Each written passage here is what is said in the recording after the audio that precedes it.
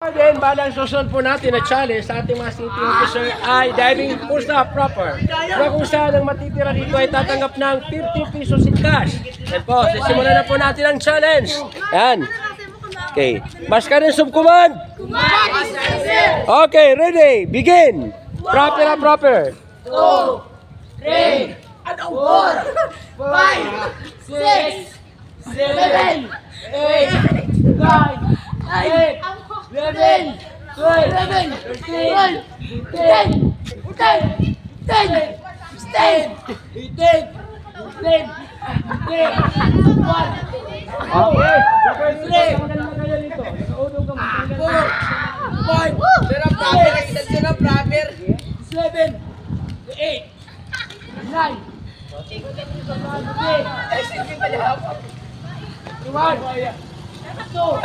Focus ang mga officers and junior officer. Kundi kami tinapos sa lagi. Kaya na! Nakulong ka na! Stop na! Kasi hindi kita kasama sa na dua. Tingnan mo na dua. Ako lang kami sa sunod. Tawag ka na, ito kita sa one. Okay, two.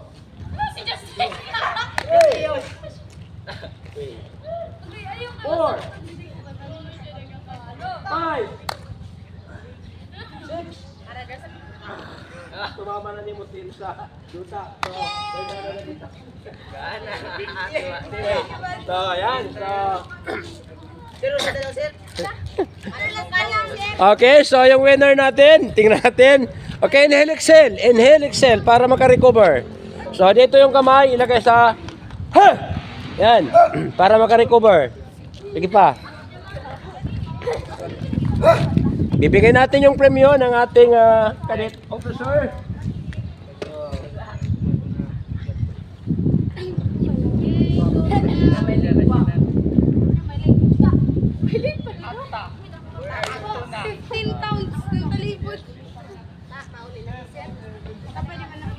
Pwede ka muna mag-kuan. Okay, so ito yung premyo ng ating winner. So, congratulations. So, ayan. So, ngayong umaga, nakapamigay tayo ng worth 100 pesos po sa ating mga cadet officer. I do hope po na this is one of the memorable experience on their part na nakasama ko sila in the very first time for their exercise. So, sa muli, ito yung inyong hard ni Ronggorong sasabing, kita-kita tayo ulit para sa susunod na video ang aking i-upload. Bye-bye! God bless us all! Kaway-kaway naman dyan! Yan. So, yan. Kaway-kaway muna dyan. So, okay. So, meron po tayo ng latecomers. Dalawa po yung ating latecomers ngayon. Kanina nakapagbigay na po tayo ng 10 rounds of jogging para sa mga officers na late. So, ngayon po, 15 rounds. 15 rounds po ang ibibigay natin na exercise. Okay, jogging po, jogging. So, 15 rounds. Okay. Okay. 15 rounds, para lang naman kasi hindi na ako makakasabay sa exercise. Tapos na? Okay, tapos na. Sige, report na po. Ito turnover ta na kamukha sir, kay mapapaniki ako. Padulong ako saan. Okay. So